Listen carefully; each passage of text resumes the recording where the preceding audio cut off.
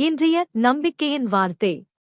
அதிலே கிரேக்கனென்றும் யூதனென்றுமில்லை, விருத்த சேதனமுள்ளவன என்றும் விருத்த சேதனமில்லாதவனென்றுமில்லை, புறஜாதியானென்றும் புறதேசத்தானென்றுமில்லை, அடிமை என்றும் சுயாதீன என்றுமில்லை, கிறிஸ்துவே எல்லாரிலும் எல்லாமுமாயிருக்கிறார்.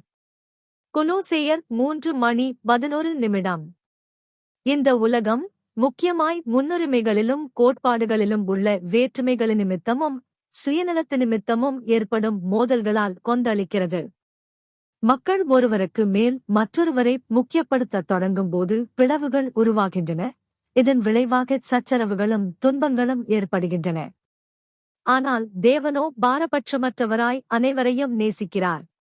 மனுக்குலம் அனைத்தையும் மீட்பதற்காக இயேசு தம் ஜீவனை கொடுத்தார். எல்லோரும் இரட்சிக்கப்பட வேண்டும் என்பது தேவனுடைய சித்தமாயிருக்கிறது.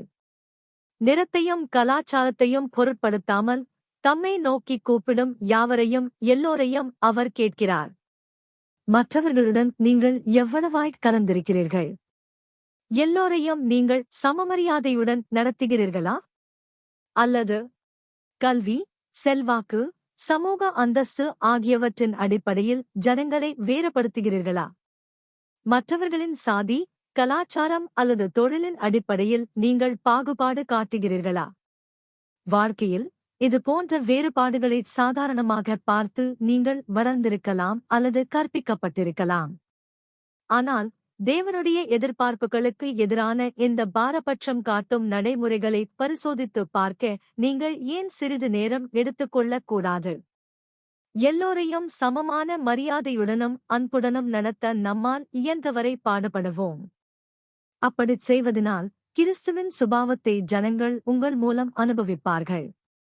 வாருங்கள், நம் வாழ்வியல் மூலம் இவ்வுலகில் ஓர் மாற்றத்தை ஏற்படுத்துவோம். ஜெபம். கர்த்தராகிய இயேசுவே, மற்றவர்களுக்கு எதிராக பாகுபாடு காட்டாமல் எல்லா விதங்களிலும் பிறருடன் கலந்திருக்க எனக்கு உதவும். ஆமென்.